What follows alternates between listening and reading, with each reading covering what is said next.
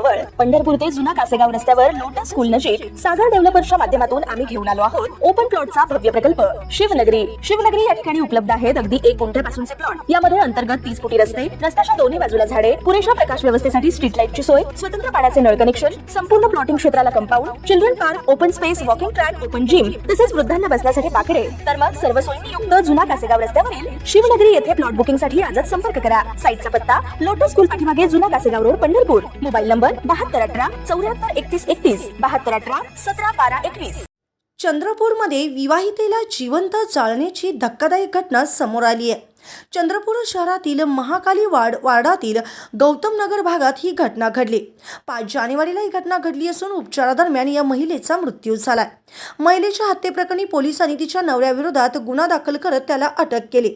या घटनेमुळे चंद्रपूरमध्ये खळबळ उडाली असून मिळालेल्या माहितीनुसार चंद्रपूरच्या गौतम नगर परिसरात दीक्षा शुभम भडके वय वर्ष 27 या महिलेची नवऱ्याने हत्या केली। 5 जानेवारीला ही घटना घडली होती। शुभमने रात्री 11 वाजता घरी येत दीक्षाला पेटवून दिलं होतं आणि दार बंद करून तो निघून गेला होता।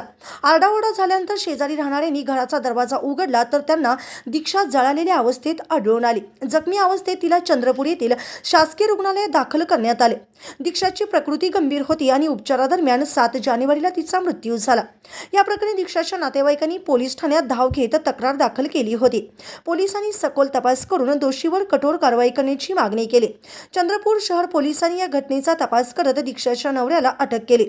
शुभमने दीक्षाची हत्या का केली यामागचे कारण अद्याप समोर आलेले नाही। ताज्या घडामोडी पाहण्यासाठी आमच्या YouTube चॅनलवरील PVR म्हणजेच पंढरी वार्ता या न्यूजला सबस्क्राइब करा आणि शेजारील बेल आयकॉनवर क्लिक करा।